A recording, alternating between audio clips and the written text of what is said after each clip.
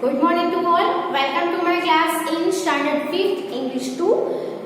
We were learning the unit number 20, active and passive voice. Okay. So we have learned about active and passive voice. Active voice is so that the verb of the subject of the verb is doer of the action, यानी active voice. And what is passive voice? तो it show set कि the subject of the verb is the receiver of the action, और वो जो खुद से doer नहीं है, क्या है वो? रिसीवर है. So it's called passive voice. Okay, we have learned active and passive voice in present tense and past tense. Now we are going to learn the active and passive voice in the tense, future tense. Okay.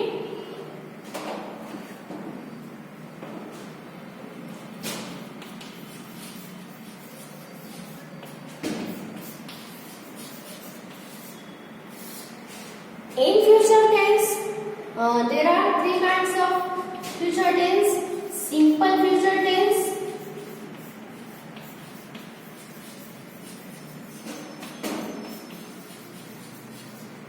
second is future continuous tense,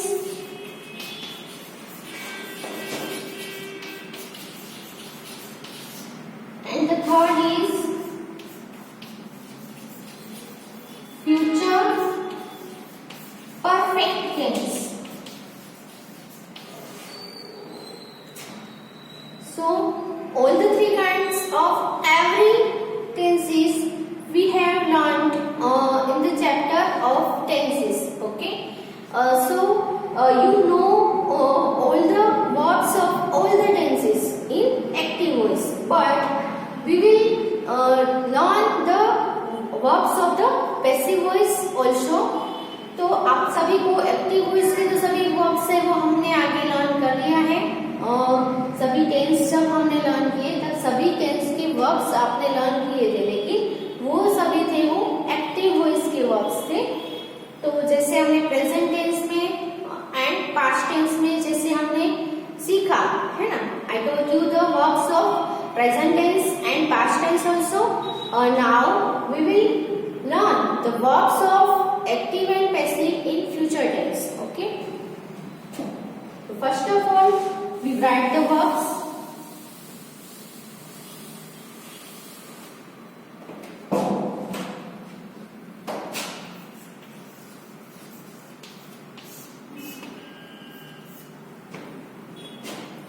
First one was simple future tense. So what are the verbs in active voice simple future tense? Shall be plus main verb or base verb. Okay, active and passive. तो in passive shall be plus base verb है, वो क्या हो जाएगा उसका वो हम देखेंगे.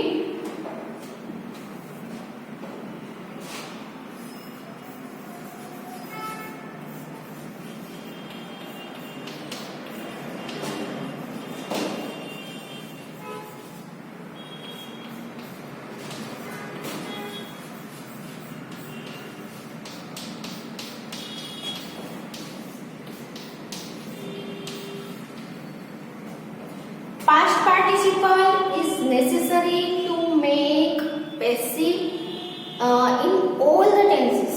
Okay. Second was future continuous tense. Okay. So what are the verbs?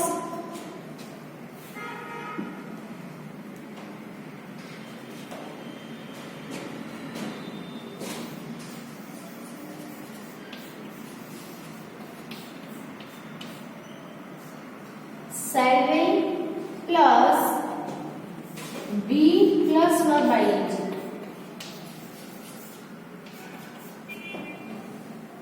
Okay.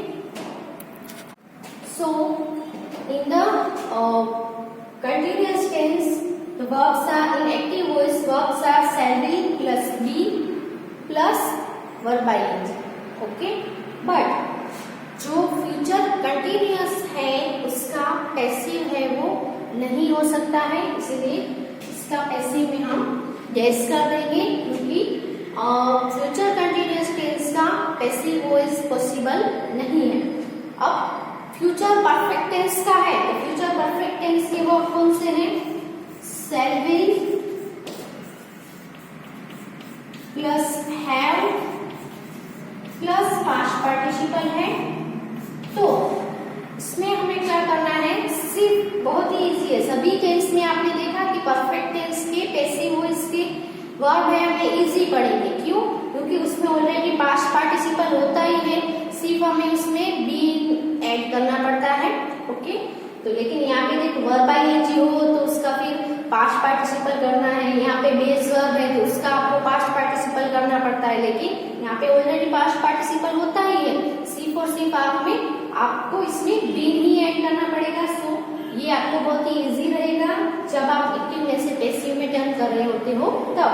So shall will plus have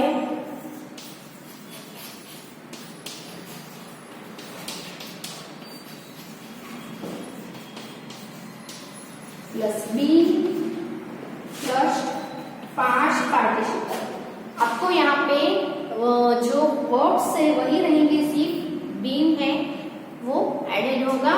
so write the verbs of the active passive in future tense. Okay.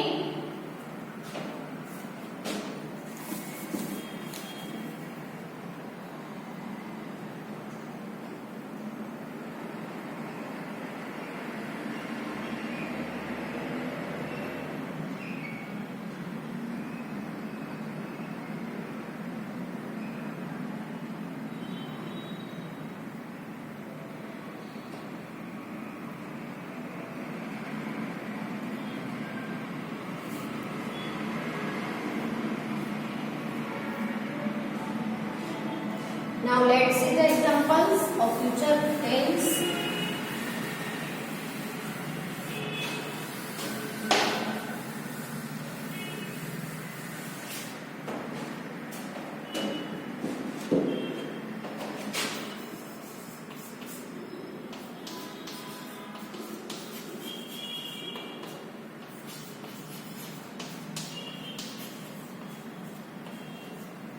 Active and passive.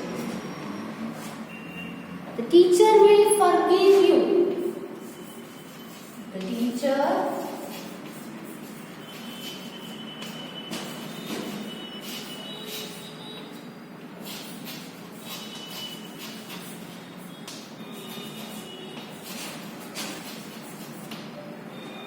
will forgive you. Okay, तो shall will plus base verb यानी कि simple future tense, तो उसका passive में क्या हो जाएगा? Shall will plus be plus past participle हो जाएगा वर्ब का, और क्या करना है? ऑब्जेक्ट को सब्जेक्ट के प्लेस में लाना है, and subject will go in the place of object by adding by before it. Okay, so you है वो आगे आ जाएगा।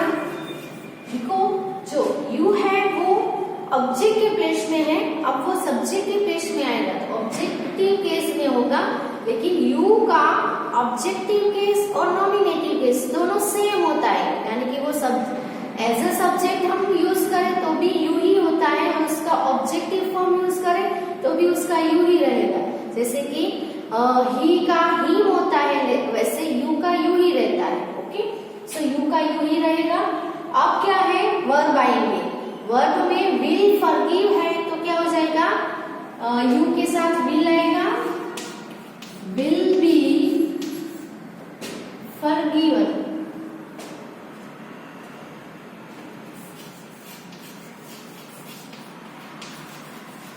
फिर आएगा बाय, एंड जो सब्जेक्ट है वो आएगा पीछे, by the teacher.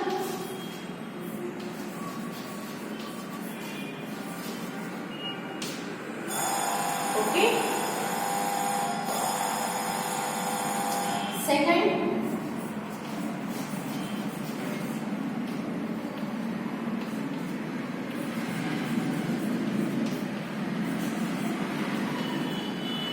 Active and passive,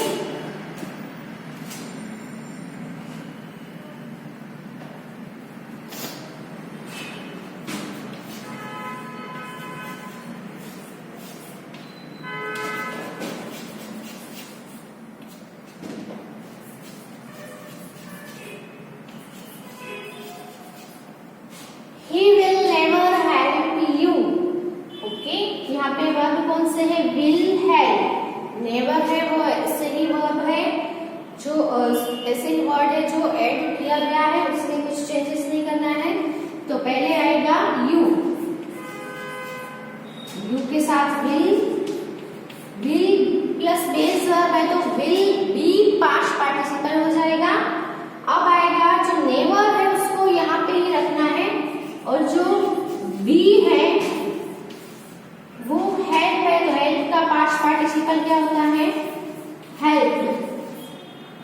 तो जब भी ऐसे बीच में कोई कुछ भी नोट या कोई भी वर्ड आता हो तो बी है उसको आपको यहाँ लिखना है कि ये वर्ड के बाद लिखना है। वो आपको कैसे पता चलेगा कि, तो ऑलवेज आपको रिमेम्बर रखना है कि विल है, फिर जो वर्ड आते हैं जो बी होता है, बी को और पास्ट पार्टिसिपल को कभी भी अलग नहीं करना है।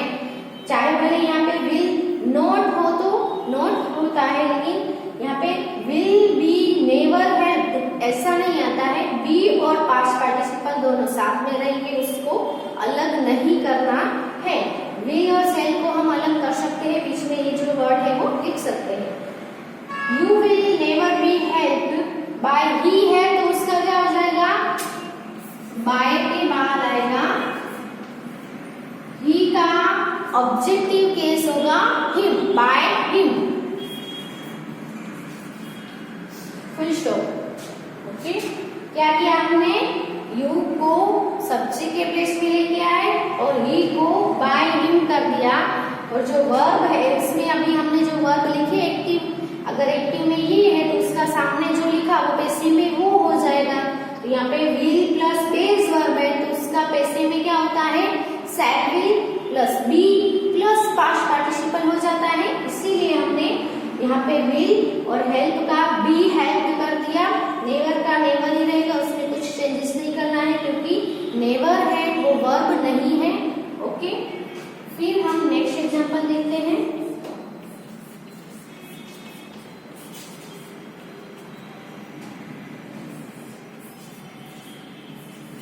She will have bought a new car. Okay, अब यहाँ पे वर्ब कौन से हैं? will have bought, यानी कि will, shall will plus have plus past participle, यानी कि ये जो वर्ब से वो फ्यूचर परफेक्ट टेंस की वर्ब है जो कि एक्टिव के हैं। तो उसके सामने हमने जो अभी लिखे थे पैसिव में क्या हो जाएगा? सिर्फ आपको क्या करना है? बीन ऐड करना है, जो हमने बहुत ही इजी है परफेक्ट टेंस में पैसिव करना। ओके, लेकिन जो सब्जेक्ट को ऑब्जेक्ट के प्लेस में और ऑब्जेक्ट को सब्जेक्ट के प्लेस पे लाना है वो तो हमें ऐसे ही करना है, वही हमें फॉलो करना है। तो अ न्यू कार है वो क्या है? ऑब्जेक्ट है जो आगे आ जाएगा। अ न्यू कार के साथ क्या आएगा? सेल आएगा कि विल आएगा? तो विल आएगा। सो विल हैव के बाद आपको बीन रखना है और फिर पास्ट पार्टिसिपल आएगा। ओके, सिर्फ और सिर्फ हमने बीन ऐड किया और सब्जेक्ट ऑब्जेक्ट को रिप्लेस किया। ओके, अब यहाँ पे देखो क्या है? प्रोनाउन है, तो प्रोनाउन है वो सब्जेक्ट के प्लेस में होगा तो वो नॉमिनेटिव केस में होगा। अब वो ऑब्जेक्ट के प्लेस में जाएगा तो उसका ऑब्जेक्टिव फॉर्म करना पड़ेगा। तो यहाँ पे बाय तो आएगा सभी में, बी बाय तो लिखना ही है। अब सी है तो सी का ऑब्जेक्टिव केस क्या हो जाएगा? हर हो जाएगा। जाएगा तो बाय हर आएगा। Okay, so she will have bought a new car, उसका पैसिव क्या होगा? देखो इसमें जो वर्ब कौन सा है? बॉट, यानी खरीदना। तो ये जो एक्शन है वो कौन कर रहा है? उसका डूअर कौन है? सी ने खुद से खरीदी है। लेकिन पैसिव में क्या होता है? एक्शन है वो खुद से नहीं होता है, किसी के द्वारा किया जाता है, एक्टेड अपॉन होता है, या तो फिर वो एक्शन का रिसीवर होता है ना। तो यहाँ पे देखो, और न्यू कार है वो खुद को खुद से खरीदेंगे? नहीं खरीदेंगे ना, इसलिए ये एक्शन है वो खरीदने का पैसिव में खुद जो सब्जेक्ट है वो खुद नहीं करता है, बाय हर यानी उसके द्वारा किया जाता है, किसी के द्वारा किया जाता है। सो यहाँ पे देख सकते हैं, a new car will have been bought by her. Okay, so write the examples in your book.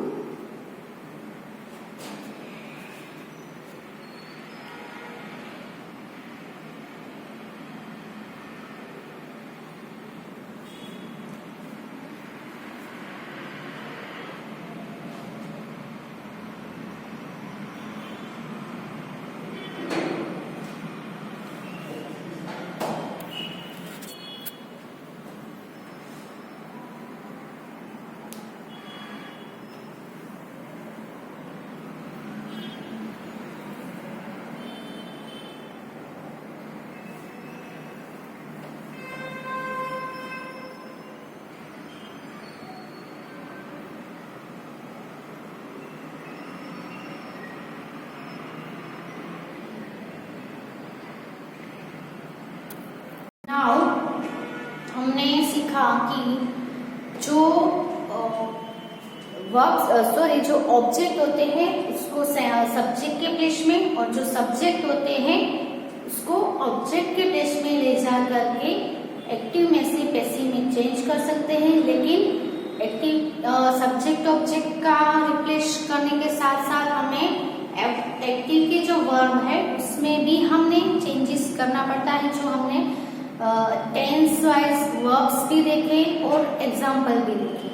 Okay, तो जो एक्टिव एंड पैसिव वॉइस है वो तब ही पॉसिबल है जब वर्ब है वो ट्रांजिटिव वर्ब हो, यानी कि जो सेंटेंस है उसमें ऑब्जेक्ट हो तो ही उसका एक्टिव में से पैसिव में चेंज कर सकते हैं, वरना नहीं हो सकता।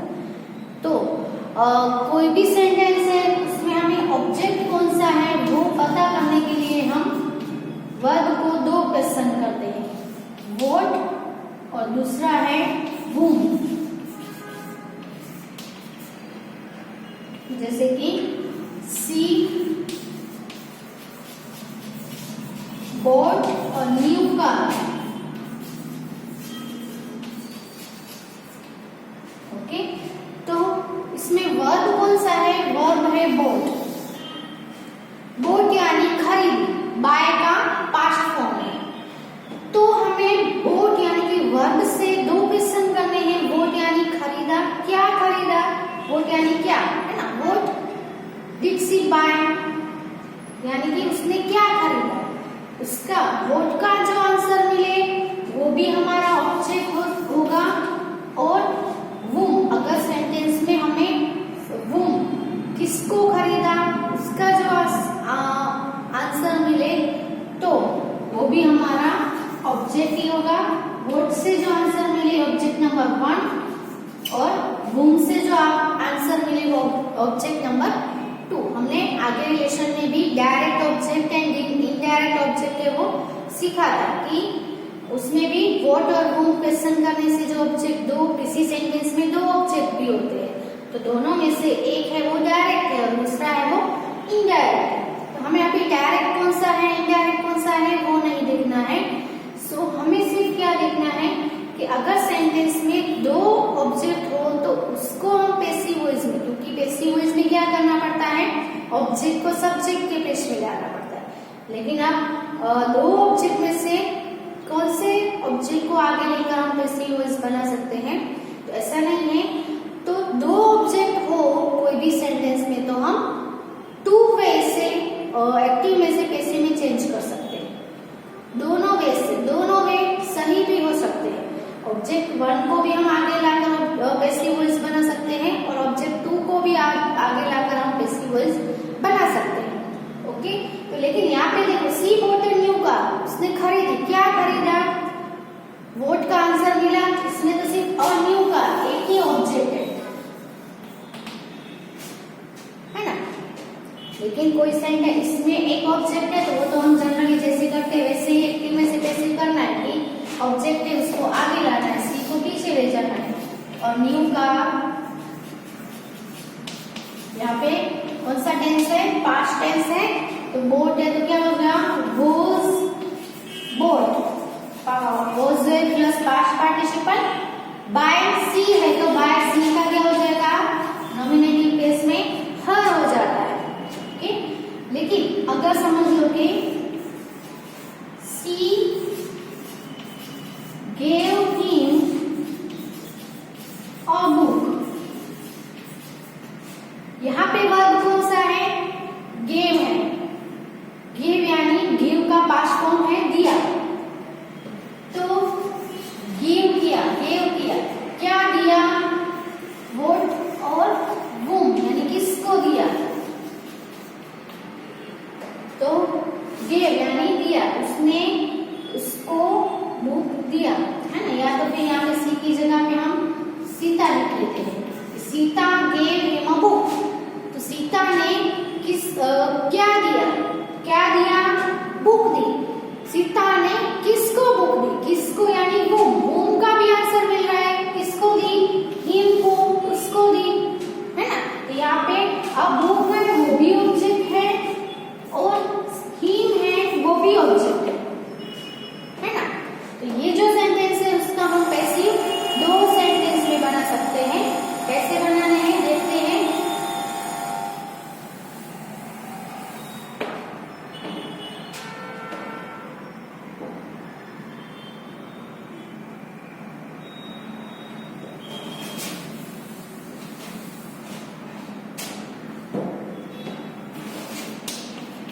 Sita gave him a book। Okay, तो जो whom का आंसर मिलता है यानी कि दूसरा जो यहाँ पे ऑब्जेक्ट मिलेगा वो जनरली प्रोनाउन ही होगा। यहाँ पे ही में वो प्रोनाउन है, तो सबसे पहले हम अ बुक है उसको आगे लेकर पैसिव वॉइस बनाते हैं, तो अ बुक है वो आगे आ जाएगा, अ बुक, गेव का क्या हो जाएगा, was given, was where plus past participle, तो अब बुक was given, अब हिम है वो हिम यहाँ पे ही रहेगा, लेकिन हमें हिम का टू हिम कर देना है, और जो सीता है वो बाय के बाद आएगी सीता, उसमें कुछ चेंज नहीं करना है। सब्जेक्ट है वो बाय के बाद ही आएगा, ऑब्जेक्ट के प्लेस में आएगा। अगर दो ऑब्जेक्ट है तो ये जो पहला वाला है हिम है इसके आगे आपको टू ऐड कर देना है। ओके, लेकिन अगर हम हिम को आगे लेकर पैसिव बनाते हैं तो क्या होगा, देखो हिम है वो भी ऑब्जेक्ट है, ये भी ऑब्जेक्ट है, ये तो बन गया हमारा। अब इसका हिम को आगे ले आएंगे तो हिम है वो सब्जेक्ट के प्लेस में आएगा, तो हिम का फिर से उल्टा होगा क्योंकि वो ऑब्जेक्ट था इसलिए उसका ऑब्जेक्टिव केस था। अब उसको सब्जेक्ट के प्लेस में लेके आते हैं तो उसका नॉमिनेटिव केस हो जाएगा ना, सो हिम का ही हो जाएगा।